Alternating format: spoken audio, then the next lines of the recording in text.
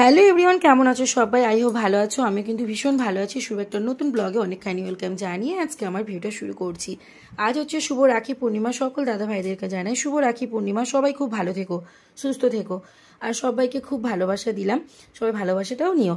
তো চলো, আজ হচ্ছে রাখি পূর্ণিমা। যেহেতু আমার দাদা রয়েছে, ভাই রয়েছে, এদের তো রাখি পরাতে পারবো না। যারা আমার পুরাতন ভিউয়ার্স আছো তারা কিন্তু অবশ্যই জানো।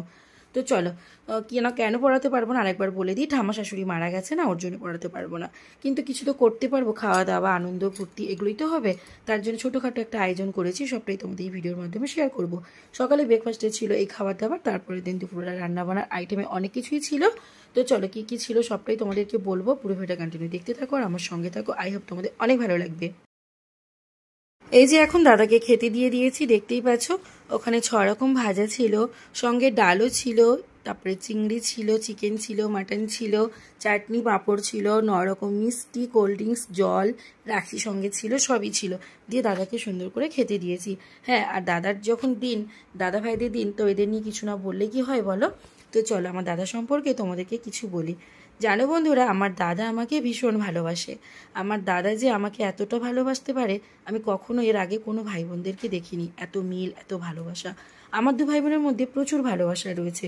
এই যে বলে না, হিংসুয়া, মারাপিট, ঝগড়া, গণ্ডগোল। হ্যাঁ, আমি কিন্তু একটু রেগে যাই আমার দাদার উপরে। যে কোনো কারণে, যে কোনো প্রকারে রেগে যাই। কখনো কিন্তু আমার দাদা রেগে আমাকে একটা বড় কথা বলে না।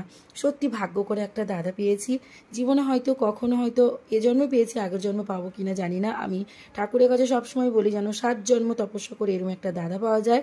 প্রত্যেকবারে যেন আমার এই দাদাকেই লাগবে। যেহেতু আমার দাদা আমাকে এত ভালোবাসে, ভাই বোনের সম্পর্কটা মধুর সম্পর্ক। সত্যি আমার দাদা ভীষণ ভীষণ একটা ভালো ছেলে বলতে পারো। মা বোনদেরকে ভীষণ সম্মান করে, খুবই ভালোবাসে। মানে কি বলবো, আমি যদি একটু কান্না করে ফেলি ওর সামনে পুরো পাগল হয়ে যায়। কি করলো আমার বোনের, কি হবে, কি হলো, যে কোনো কারণে ও ভীষণ রেসপেক্ট করে আমাকে। আমি যাই বলি না কেন চুপচাপ শোনে। আমি যদি ভুলও বলে ফেলি ওকে কখনো, হয়তো ভুল নয় সেটা বললাম, সেটার জন্য ও চুপ করে থাকে। সত্যি খুবই, মানে এই সম্পর্কটা যেন সারা জীবন এইভাবে থেকে যায়। তোমরা আশীর্বাদ করো যেন এইভাবে আমাদের দুজনের সম্পর্কটা ঠিক থাকে। আর ভাইয়ের কথা বলি, ভাইয়ের কথা না বললেই নয়।